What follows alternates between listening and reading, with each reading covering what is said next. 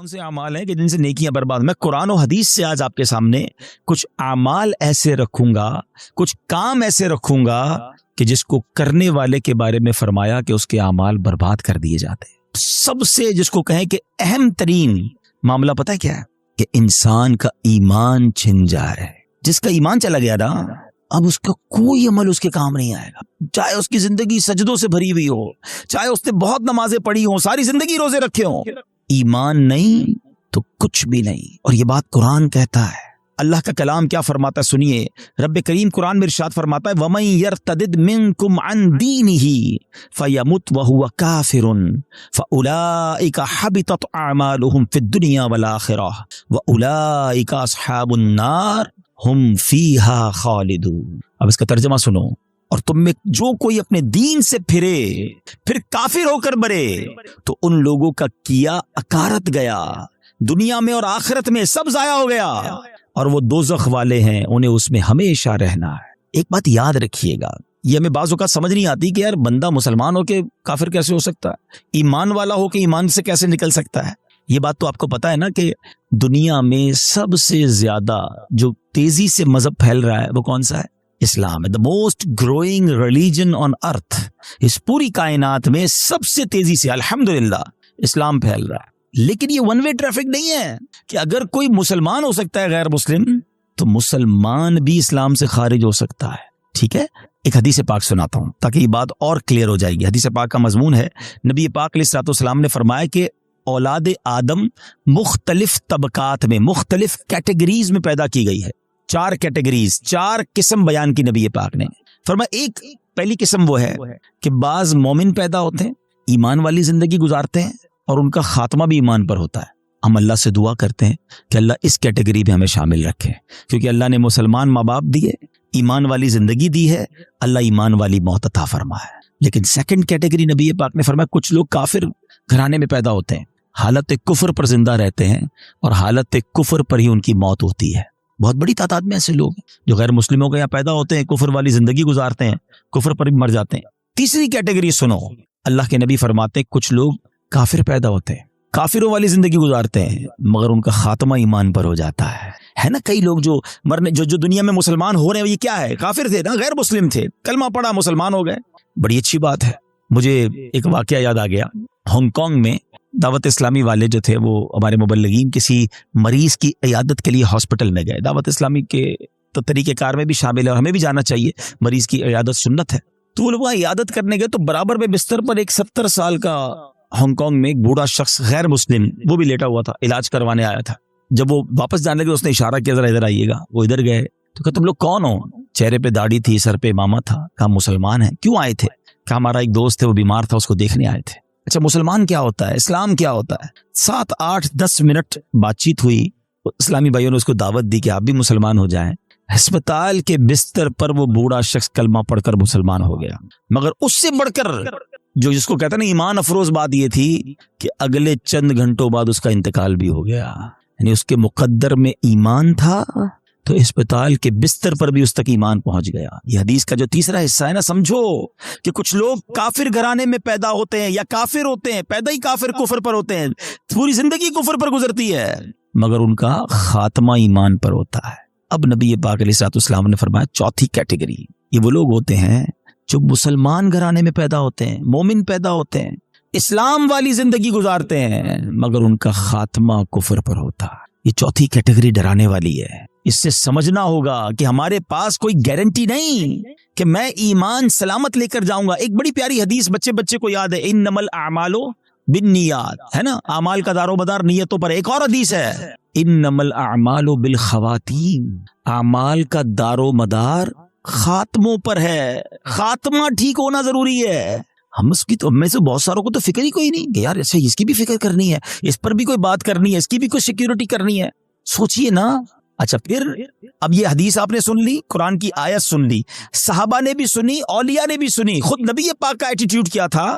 अल्लाह के हबीब अलैहिस्सलाम की बड़ी मशहूर दुआ है, या मुकल्लिबल कुलूब सब्बित क़ल्बी अला दीनिका, ऐ दिलों को फेरने वाले, मेरे दिल को अपने दीन पर साबित कदमी अता फरमा।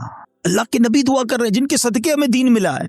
हम तो नात में पढ़ते हैं ना, तेरे सदके में आका सारे जहां को दीन मिला। वो आका दुआ कर रहे हैं कि ऐ अल्लाह मेरे दिल को तेरे दीन पर साबित कदमी अता फरमा। हमारा क्या हाल होना चाहिए? हमें हर वक्त की फिक्र होनी चाहिए। अगर नोबडी केयर अबाउट इट, बात भी नहीं करता कोई।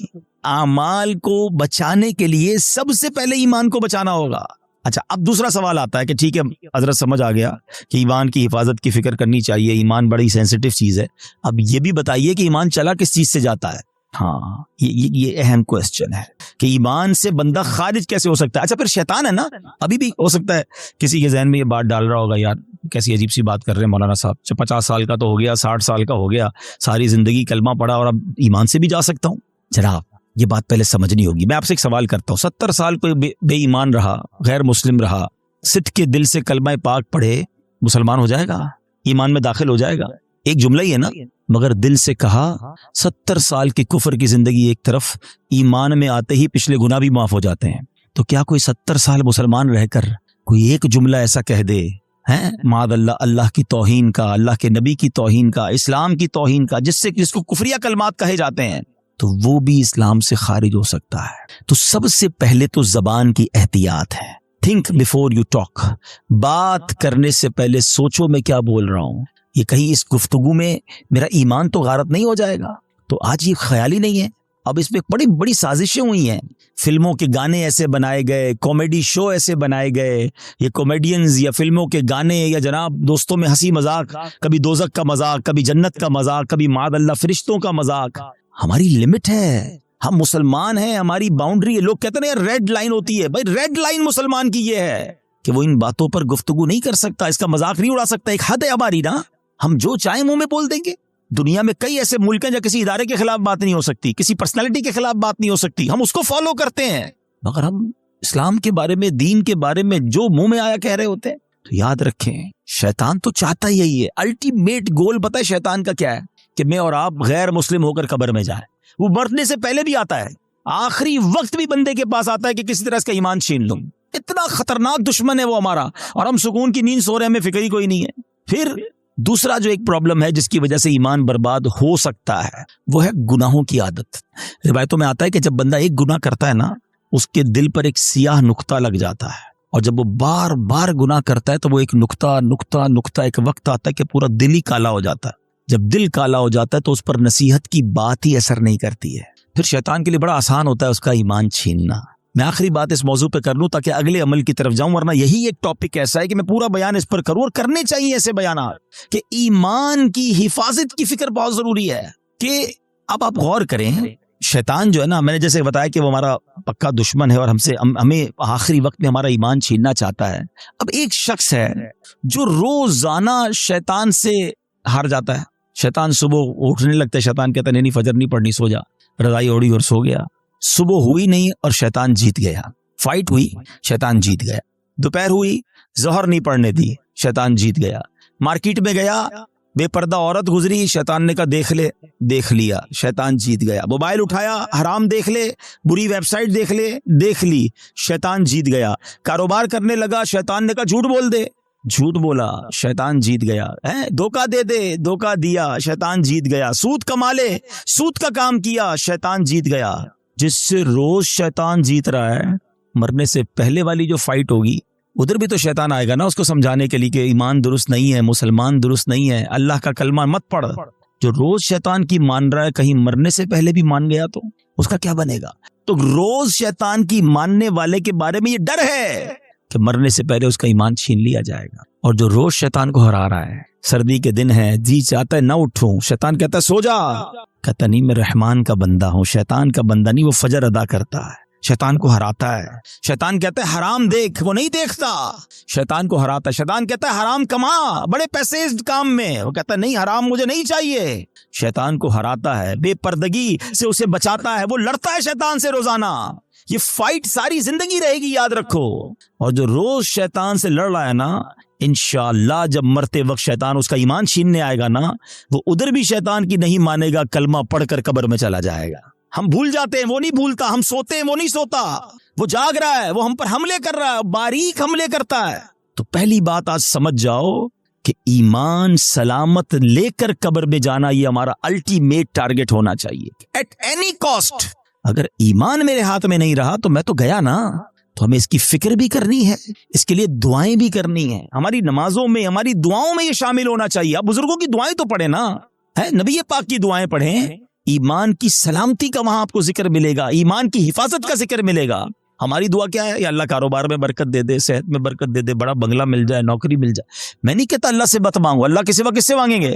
मगर आखिरत भी तो मांगो ना, है कुरानी दुआओं को पढ़ें। अल्लाहुम्मा रब्बना आतिना फिद दुनिया हसना, मगर फौरन क्या है? व फिल आखिरति हसना, फिर आगे वकिना अज़ाबन्नार, अब मैं अज़ाब जहन्नम से भी बचा।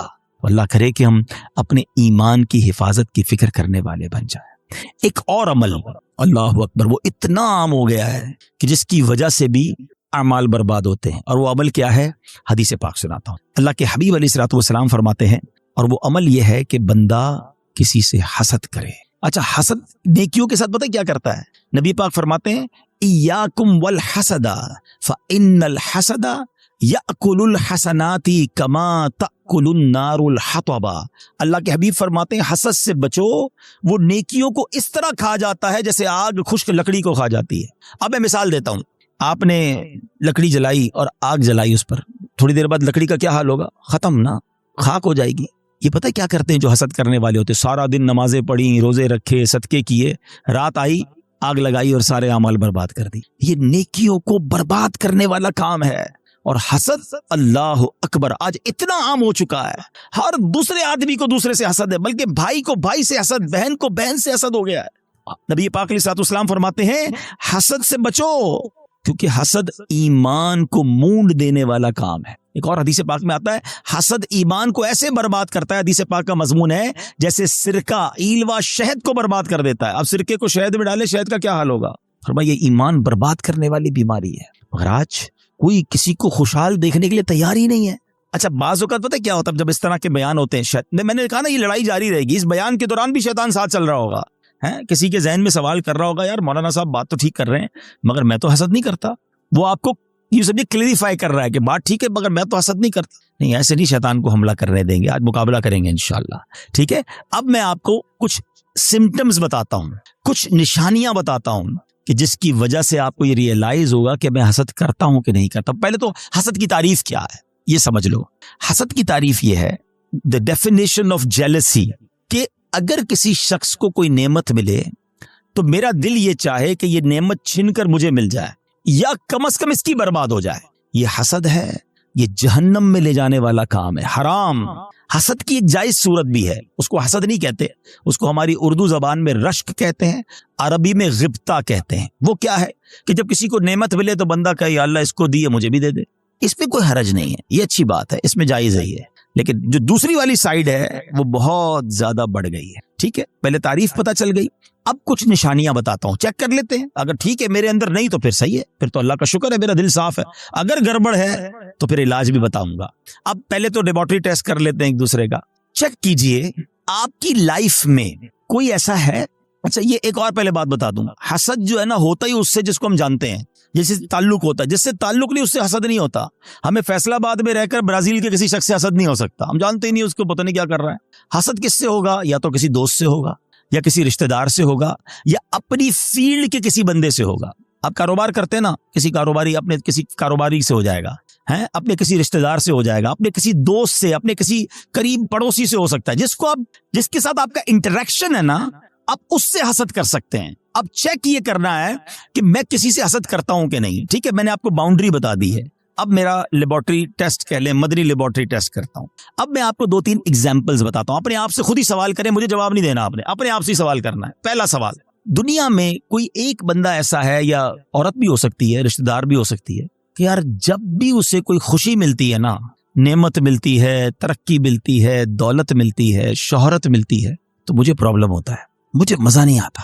पहला सवाल, अपने दिल में जवाब रखिएगा, मुझे बस बताइएगा। दूसरा सवाल, कोई ऐसा है कि जब उसकी तारीफ मेरे सामने होती है तो मुझे जरा भी मजा नहीं आता। मैं कहता हूं कोई और बात करो ना यार, उसका जिक्र क्यों कर रहे हो? हैं ऐसा होता है ना, कभी कभी हमारे सामने किसी की तारीफ करते हैं, वो भाई नहीं यार उनका कारोबार बहुत आगे बढ़ गया, यार वो तो बड़े मशहूर हो गए, हाँ हाँ उनको तो बड़े लोग इज्जत देते हैं, यार उसकी बात छोड़ो यार, कोई और बात करो। अगर कोई ऐसा है कि उसके बारे में जब मुझसे कोई बात करता है और यहाँ पेन फील होता है। मैं बात बदलता हूं। This is the second question, ठीक है? ये दूसरा टेस्ट है। अब तीसरा टेस्ट है।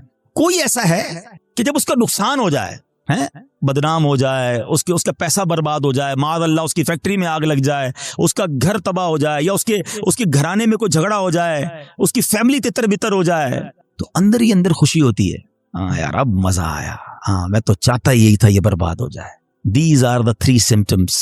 ये 3 सवाल हैं आपसे, जवाब मुझे कोई ना दे, अपने दिल से पूछो। अगर किसी के बारे में इन तीनों में से कोई एक भी कैफियत है ना, तो फिर हसद और किसको कहते हैं? जनाब आप बीमार हो चुके हैं, डॉक्टर कहता है ना आपके टेस्ट के बाद शुगर हो गई है भाई, ब्लड प्रेशर हो गया, अब हुण एहतियात करो, तो तुसी हुण एहतियात करो, तुहाडे दिल विच हसद आ गया है। अगर इन तीनों में से कोई एक बात का जवाब हाँ में आ रहा है, और कोई बंदा या कोई रिश्तेदार, औरत या फैमिली का कोई मेंबर जहन में आ रहा है, आपको पता है इतना मक्कार है शैतान, बहन को बहन से हसद करा देता है। कैसे?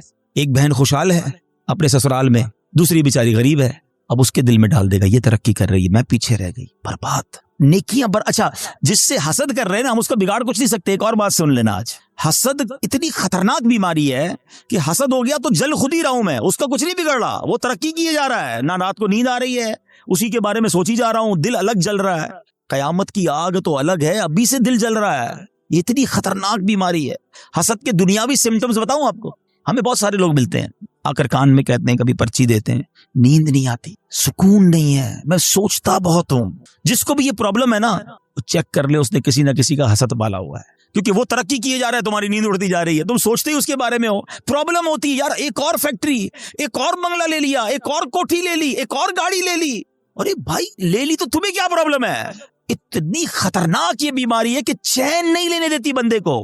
ये सोचिएगा, यानी इसके दुनियावी नुकसान भी है ना, मैं अपनी फैमिली से डिस्टर्ब हो गया, मैं अपनी लाइफ से डिस्टर्ब हो गया, क्योंकि मैंने किसी का हसद दिल में पाल लिया। यार इसको तो मेरे मोहल्ले में कोई नहीं जानता था, आज ये पूरी दुनिया में पॉपुलर हो गया, इसको इतनी इज्जत कैसे मिल गई, मैं भी तो एक। अच्छा ये पता है, सिर्फ आम लोगों में नहीं, ये उलमा में हसद हो जाता है, नात खानों में आपस में हसद हो जाएगा। जो जिस फील्ड का होगा ना, हम जिस फील्ड के, हमें अपनी फील्ड वाले से हसद हो सकता है। अच्छा इसका बयान इतना अच्छा हो गया, इसकी आवाज इतनी अच्छी हो गई, शैतान मरदूद कि कोई खूबसूरत होता है उससे हसद हो जाता है। बहुत सारी चीजों से हसद होता है, दौलत से, शोहरत से, खूबसूरती से, ताकत से, इक़्तिदार से, कोई भी नेमत मिले। अच्छा अब समझ, टेस्ट हो गया, लेबोरेटरी टेस्ट का रिजल्ट अपने पास ही रखिएगा, ठीक है? अब खुदा ना खास्ता मेरे किसी भाई को अगर हसद हो गया है, तो उसको क्लेरिफाई करने का तरीका भी बता देता हूं, उसका इलाज भी बता देता हूं। उसका इलाज ये है कि सबसे पहले तो आप ये रियलाइज करें कि मुझे हसद किससे हुआ है। अच्छा हसद किससे हुआ और क्यों हुआ है? किसी के माल से हो जाता है, किसी की खूबसूरती से हो जाता है, किसी की शोहरत से हो जाता है, व्हाटएवर, कोई रीजन होगा ना, वो रीजन पहले आप रियलाइज कर लें। पहला तरीका ये है, पहला इलाज ये है कि आप अल्लाह से दुआ करें कि अल्लाह मेरे दिल को हसद से पाक कर दे, मेरे दिल को गंदगी से पाक कर दे, दिल की सारी बीमारियों से पाक कर दे। एक तो दुआ है, अल्लाह करीम है, कबूल फरमा लेगा तो दिल पाक हो जाएगा। दूसरा, दुआ में उस बंदे को भी शामिल कर लें कि अल्लाह उसके माल में और बरकत दे दे, है? अगर वो उसके हुस्न से प्रॉब्लम है, अल्लाह उसके हुस्न में और बरकत दे दे। उसकी शोहरत से प्रॉब्लम है, अल्लाह उसकी शोहरत में और बरकत दे दे। हाँ है ये थोड़ा मुश्किल, ये एंटीबायोटिक है ना, इलाज हो रहा है ना। अब आप जब किसी के लिए दुआ करेंगे ना कि या अल्लाह इसके माल में और बरकत दे दे, और थोड़े दिनों बाद आपको कोई बंदा आके बताएगा यार उसकी एक और फैक्ट्री लग गई, तो आप कहेंगे मैं भी तो दुआ करता था, लगनी थी फैक्ट्री।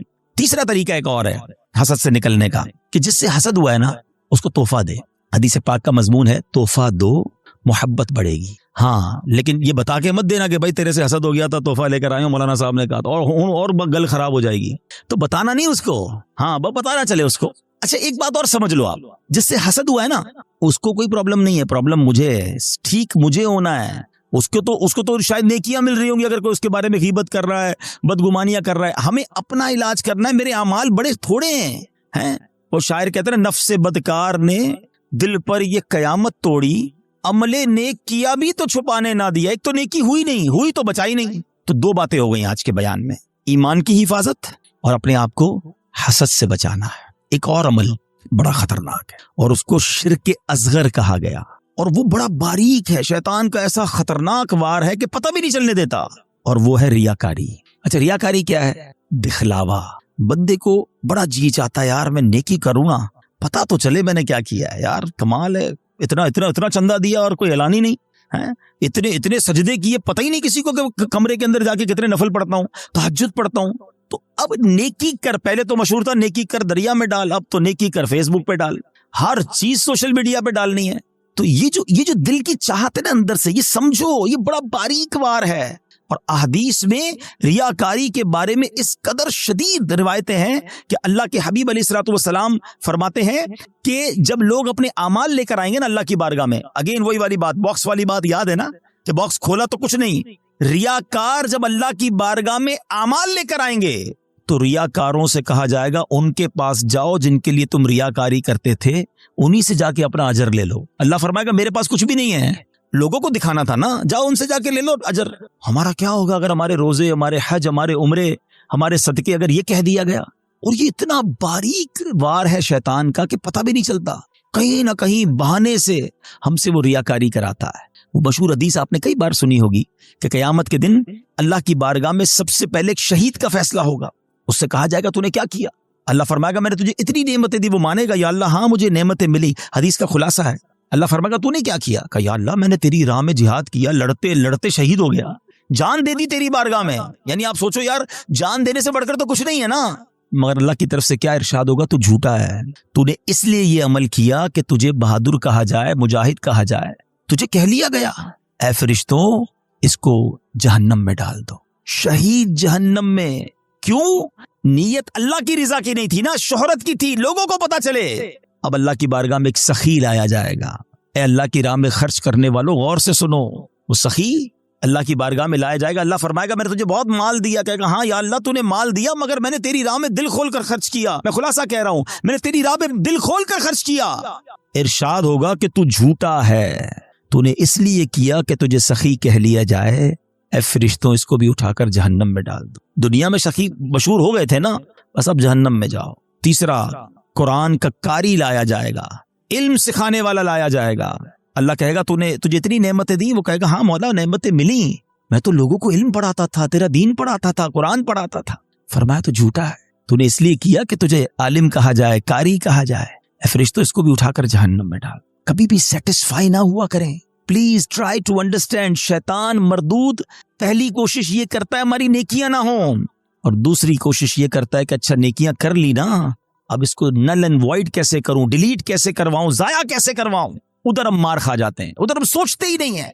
बड़ा जी चाहता है लोगों को पता चले इतने हज किए हैं, इतने उम्रे किए हैं। एक्चुअली हमारी तो रोज लोगों से मुलाकातें होती है ना, माजरत के साथ किसी से मिलने जाते हैं ना, सब जगह नहीं लेकिन कुछ जगह ऐसा होता है कि 15 मिनट के अंदर बंदा अपनी 15 साल की नेकियां गिनवाता है कि मैंने इतने हज किए हैं, अल्हम्दुलिल्लाह, हर साल उम्रे पे जाते हैं, सरकार ने बड़ा करम किया है, तहज्जुद की नमाज की बड़ी पाबंदी है, तो रजब शाबान के रोजे भी रखता हूँ, तो फला इलाके में भी हम गरीबों की मदद करते हैं, तो फला भी।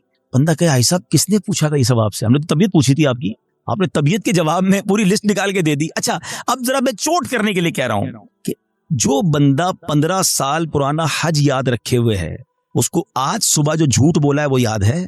थोड़ी देर पहले मोबाइल उठाकर हराम देखा वो याद है? आधे घंटे पहले गीबत की थी वो याद है? आज दिन में कई गुनाह हुए वो याद नहीं? और 20-20 साल 25-25 साल पुरानी नेकी याद है जो बार बार लोगों को बताई जा रहा हूं। पूछे ये क्यों? देखें मुझे बताने से मुझे तो कोई नुकसान नहीं हुआ, आपका कहीं लॉस तो नहीं हो गया। इन्नमल अमालु बिन्नियात, अल्लाह की बारगाह में हमारी नीयतें क्या है? हम सोचें तहज्जुद तो अकेले में पढ़ता है ना बंदा, लेकिन कभी हमने पढ़ ली तहज्जुद, अब पेट में दर्द हो रहा है, सामने वाले को कैसे बताऊं कि तहज्जुद पढ़ी है? बस यार आज बहुत थका हुआ हूँ। खैरियत क्यों थके हुए हाजी साहब? तो अल्हम्दुलिल्लाह तहज्जुद में उठ जाता हूँ ना। अच्छा आप तहज्जुद भी पढ़ते हैं? और हुण दिल विच ठंड पै गई, एनू पता चल गया असी तहज्जुद गुजारने। वो नहीं ब्लू टिक आता है फिर व्हाट्सएप पे मैसेज रिसीव, हमें लगता है मेरी इबादत इसको रिसीव हो गई और साढ़े दिल विच ठंड पै गई, और अल्लाह के बंदे रिसीव भी हो गए, उधर से डिलीट भी हो गई। क्यों बताना है? मैं जानू मेरा रब जाने है। ये समझो बात को, ये बड़ी बारीक शैतान का वार है। मस्जिद में चंदा दें, इमाम साहब को स्पेशल पर्ची जाती है, जरा हाजी साहब के लिए ऐलान करें, जरा कूलर लगाया हाजी साहब ने, मस्जिद के पंखे फला हाजी साहब ने लगाए, कालीन फला हाजी साहब ने। क्यों? आप कालीन लगा दे, रब सवाब देने वाला है। मैं हर किसी अच्छा अब अगेन मैं देखें हर अपने टॉपिक में शैतान का एक वार भी इंक्लूड कर रहा हूं। अभी शैतान पता है क्या वार कर रहा होगा? हाय हाय इतना मरदूद है ना, ये इस बयान में भी हमें कोई और बंदा याद दिला रहा होगा, ये अब्दुल हबीब भाई सही कह रहे हैं, ये फला आदमी है ना मस्जिद में ऐलान करवाता है, वो फला आदमी है ना नेकियां बड़ी बताता है, वो हमें कोई और याद दिला रहा होगा, हमें अपने बारे में फैसला नहीं करने देगा। हमारे पास कोई पैरामीटर नहीं है कि हम किसी को रियाकार कह सकें। क्योंकि अगर नेकी कोई ऐलानिया इसलिए कर रहा है कि लोगों को तरगीब मिले तो उसको सवाब है। क्या है, इन्नमल अमालु बिन्नियात। मैं अपने दिल को तो चेक कर लूं, हम अपने दिल को सब चेक करें, राइट लेफ्ट नहीं देखना। कि मैं जब ऐलान करने की सोचता हूं, मैं जब व्हाट्सएप या फेसबुक पे लगाता हूं, मैं जब दोस्तों को बताता हूं कुरान इतना पढ़ा, तिलावत इतनी की, बस यार आज ऑफिस पे गरीब बंदा आया था, बड़ा परेशान था, मैंने तो यार उसको फौरन 25,000 रुपए दे दिए, ये किस लिए कहा? अगर अच्छी नीयत है तो ठीक है, वरना हम जानते हैं कि सामने वाला का अच्छा माशाल्लाह यार अल्लाह आपको सलामत रखे। प्लीज शैतान के वार को समझो। मैंने आपके सामने हदीस रखी है कि शहीद जहन्नम में जाएगा, वो शहीद जो जिहाद कर रहा है मगर दिखावे के लिए कर रहा है, वो सखी जहन्नम में जाएगा जो करोड़ों लाखों रुपए खर्च कर रहा है मगर दिखावे के साथ कर रहा है अल्लाह के लिए। एक चुपता हुआ सवाल करके अगले टॉपिक की तरफ जाता हूं।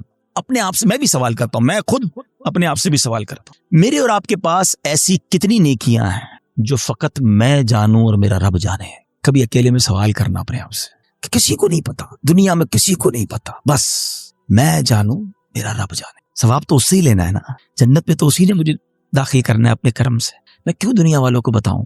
अच्छा, फिर इखलास, रियाकारी के अगेंस्ट क्या है इखलास? इखलास की तारीफ पता है क्या है? आए हाय हाय, उलमा भी कमाल करते हैं, एक जुमले में गली मुका देते हैं। कहते इखलास की तारीफ यह है जिस तरह तुम अपने गुनाहों को छुपाते हो ना, इस तरह अपनी नेकियों को छुपाओ। हम में से कोई चाहता है मेरी खताएं पता चलें कि मैंने कल क्या गुनाह किया, परसों क्या किया? नहीं नहीं नहीं, किसी को मेरी खता नहीं पता चलनी चाहिए, हम छुपाते हैं, मगर नेकियां सबको पता चलनी चाहिए। समझो इस वार को शैतान के। तीसरा अमल मैंने बता दिया आपको, रियाकारी। चौथा अमल जो इससे मिलता जुलता ही है, वो भी अमाल बर्बाद करने वाला अमल है, और वो है खुद पसंदी।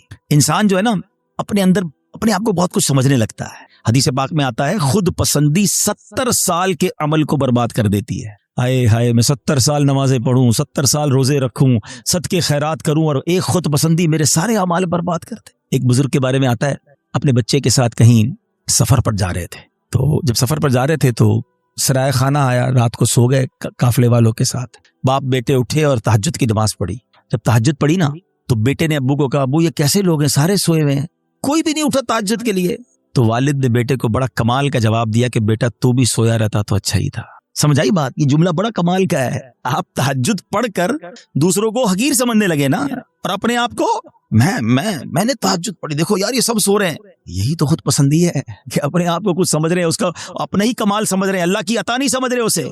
खुद पसंदी नहीं आनी चाहिए। 70 साल के अमल बर्बाद करने वाला मैंने अमल आपके सामने रखा है। अब मैं आखिरी बात, ऐसे बहुत सारे अमाल हैं, लेकिन ज़ाहिर एक बयान में मैं सारे तो नहीं डिस्कस कर सकूंगा ना। मैं कोशिश करूंगा या कोशिश कर रहा हूं कि वो अमाल ज्यादा डिस्कस करूं जो बहुत ज्यादा पेनिट्रेट कर गए, वो हमारे दरमियान आ चुके हैं और हमारी नेकियां बर्बाद हो रही हैं इससे। Try to understand, try to secure your good deeds. अच्छे अमाल को बचाने की फिक्र करो ना, है ही थोड़े, और वो भी बर्बाद हो गए तो बनेगा क्या मेरा?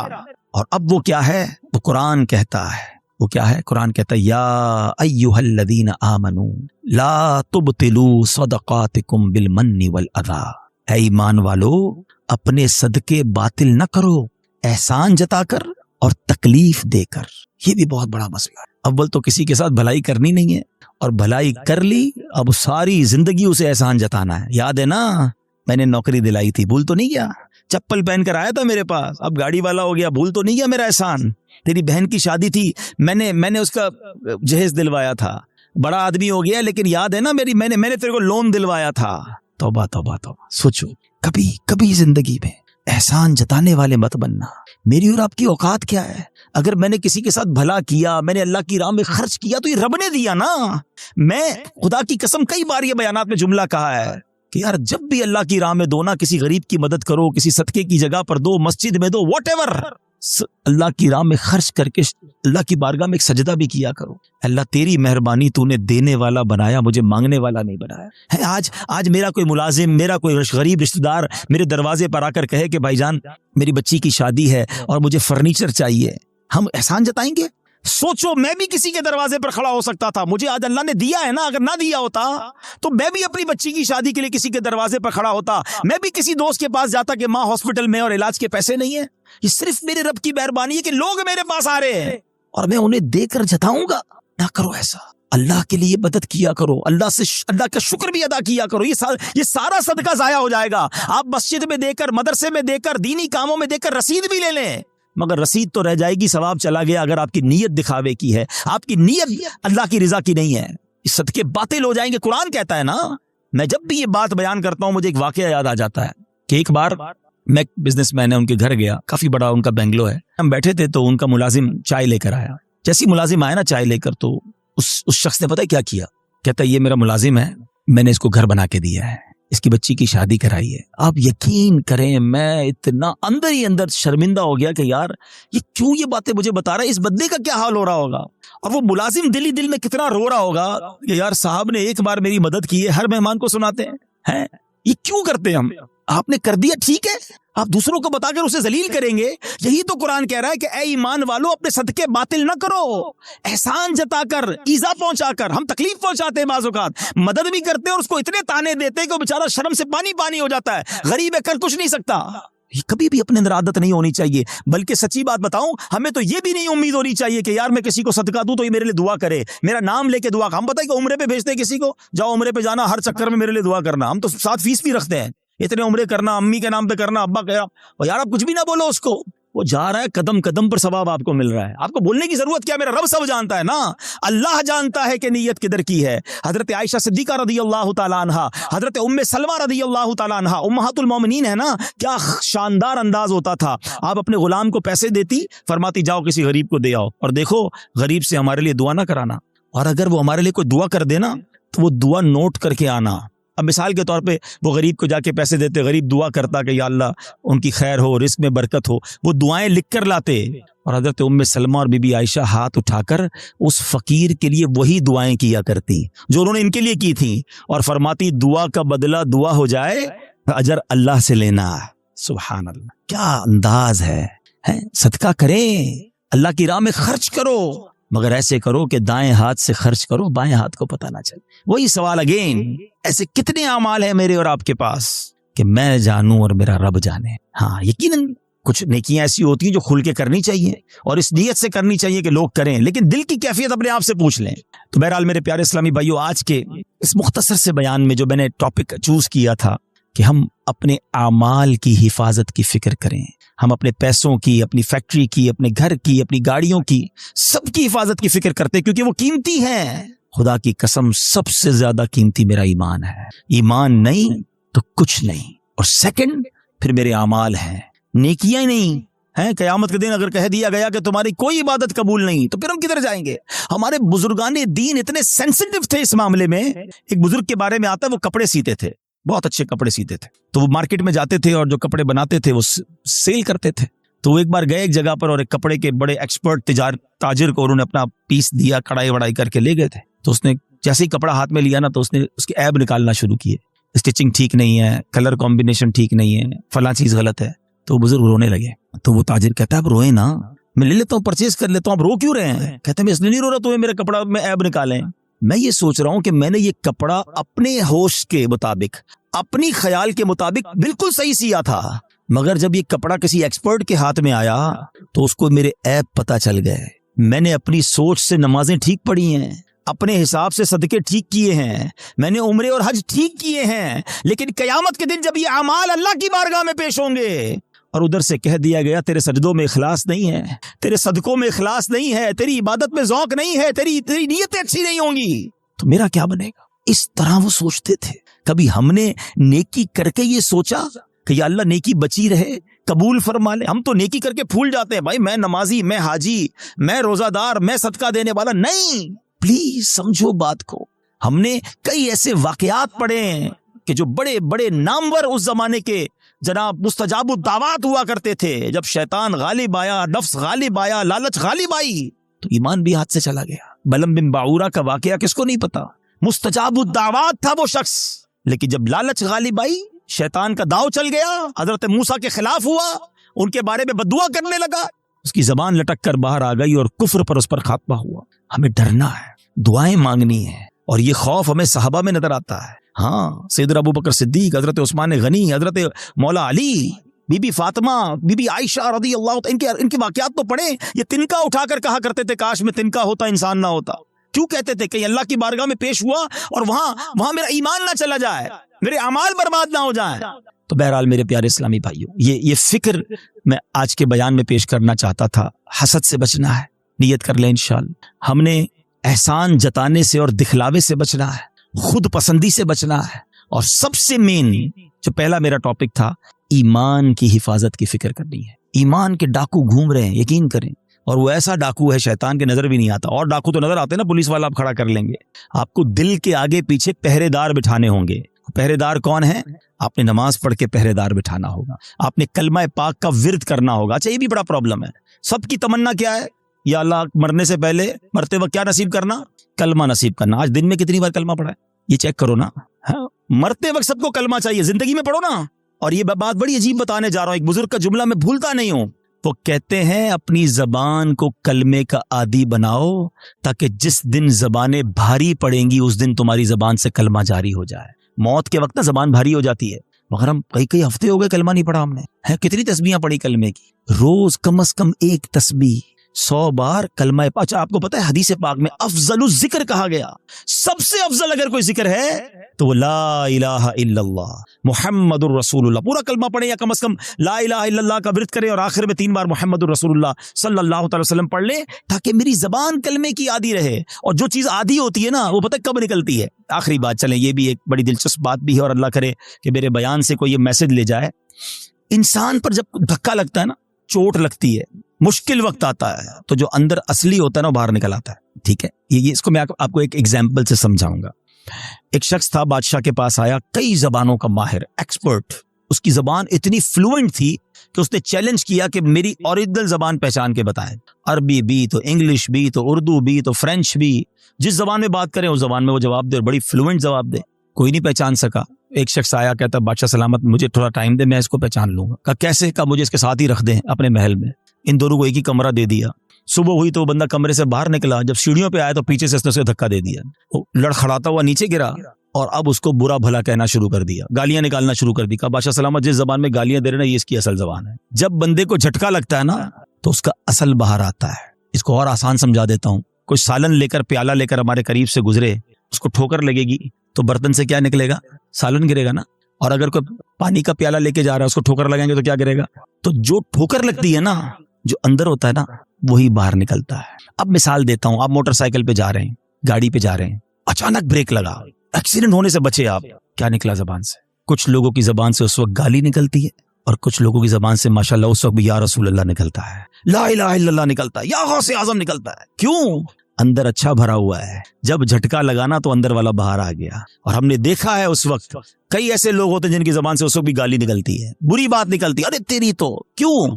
अंदर गंदा भरा हुआ है। अपने बर्तन को साफ रखना, मौत के वक्त एक झटका लगना है, और जब झटका लगे ना, तो मेरी जबान कलमा पढ़ ले, मेरी जबान मेरे आका का नाम ले ले, मेरी जबान दुरूद पाक पढ़ ले। अंदर अच्छा होना चाहिए। बुरी महफिलें छोड़ दो, बुरे दोस्त छोड़ दो, वरना ये गंदगी भर जाएगी दिल में। और रोजाना कम से कम 100 बार नियत करो कि कलमा पाक पढ़ेंगे इंशाअल्लाह। हाँ, अभी कलमे पढ़ते रहो, ताकि मुश्किल वक्त जब आए, जब सकरात के वक्त जबान भारी हो जाए, तो मेरी जबान कलमा पढ़ने वाली बन जाए। तो इंशाअल्लाह कलमे के आदी बन जाओ, और ऐसे दोस्तों से बचो, ऐसी महफिलों से बचो जहाँ कुफरिया बातें की जाती हैं। मेरे रजा ने तो 100 साल पहले कह दिया था कि सूना जंगल, रात अंधेरी, छाई बदली काली है, सोने वालों जागते रहियो, चोरों की रखवाली है। और चोर भी कैसा है? शैतान आंख से काजल साफ चुरा ले, या वो चोर बला के हैं, तेरी गठड़ी ताकी है और तूने नींद निकाली है। तेरा ईमान छीनने आया है और तू सो रहा है, तुझे फिक्र ही नहीं।